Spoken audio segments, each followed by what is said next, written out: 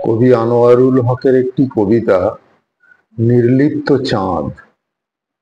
নিথর নিকষ নিঝুম নীরব রাতের আকাশে চোখ ছুঁয়ে বসে আছি একা। ক্লান্ত দিনের শেষে সাধের জানালার গা ঘেঁষে যখন গভীর ঘুমে নিমগ্ন নিটোল পৃথিবী, কে যেন কারা যেন চিল হয়ে তারা আঁকা আকাশে নিঃশব্দে ছড়িয়ে দিচ্ছে বারুদের জ্বলন্ত গোলা। কেউ পুড়ছে অসহায়, কারা পুড়ে যাচ্ছে শব্দহীন।